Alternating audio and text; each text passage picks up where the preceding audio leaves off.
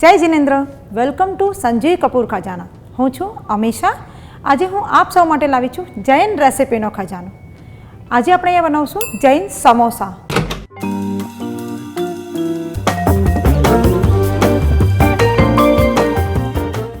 જૈન સમોસા બનાવવા માટે આપણને સામગ્રીમાં લાગશે બાફેલા કાચા કેળાનો છૂંદો, બાફેલા વટાણા, બારીક સુધારેલી કોથમીર, બારીક સુધારેલા લીલા મરચાં, લીંબુનો રસ, સ્વાદ પ્રમાણે મીઠું, ગરમ મસાલો, હળદર પાવડર, લાલ મરચું પાવડર, ધાણા જીરું, સમોસા માટે બાંધેલો લોટ, તળવા માટે તેલ. સમોસાનું જે અંદરનું સ્ટફિંગ છે એની તૈયારી કરશું. એની માટે આપણે જે અહીંયા કાચા કેળા બાફીને રાખ્યા છે એ લઈ લઈશું. એની અંદર આપણે હળદર નાખશું, લાલ મરચું પાવડર, થોડો ગરમ મસાલો નાખશું, ધાણા જીરું પાવડર, લીંબુનો રસ, બારીક સુધારેલા લીલા મરચાં નાખશું. એની અંદર બારીક સુધારેલી કોથમીર નાખી દઈશું. સ્વાદ પ્રમાણે મીઠું નાખશું. હવે આપણે આ મિશ્રણને હલાવી લઈશું. એની અંદર આપણે બાફેલા જે વટાણા છે એ પણ નાખી દઈશું. આ આપણું સમોસાનું જે મસાલો છે એનું સ્ટફિંગ તૈયાર થઈ ગયું છે. સમોસા બનાવવા માટે આપણે તેલ બીજી બાજુ ગરમ થવા માટે મૂકી દીધું છે. ને આપણે જે અહીંયા લોટ બાંધેલો છે એ મેંદાનો છે. એની અંદર આપણે મીઠું, અજમો અને હલકો મસ્તું મોણ નાખીને કઠણ લોટ બાંધેલો છે.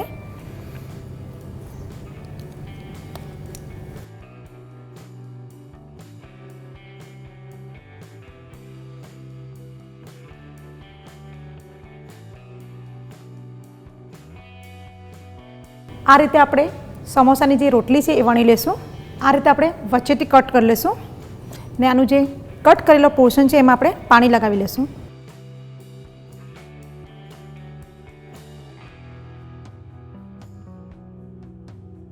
આ રીતે આપણે એને ટ્રાયંગલમાં ફોલ્ડ કરી દઈશું. હવે આપણું જે સમોસાનો મસાલો છે એની અંદર સ્ટફ કરી લઈશું. હવે એના ઉપરના એજેસને પણ આપણે પાણી લગાવી દઈશું. આ રીતે આપણે સમોસાને ફોલ્ડ કરીને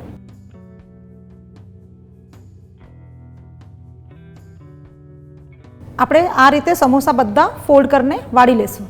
સમોસા બધા જ વળાઈ ગયા છે અને આપણું ઓઇલ પણ ગરમ થઈ ગયું છે. સમોસા માટે ઓઇલ બહુ ગરમ નથી કરવાનું.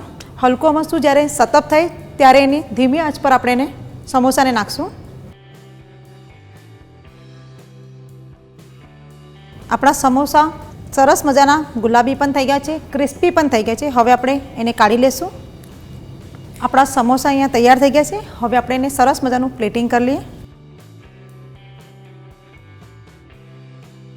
આ આપણા ગરમા ગરમ જૈન સમોસા તૈયાર થઈ ગયા છે. સાંજનો સમય છે અને વરસાદ પડી રહ્યો છે તો આને ચા સાથે ખાવાની ખૂબ જ મજા આવશે.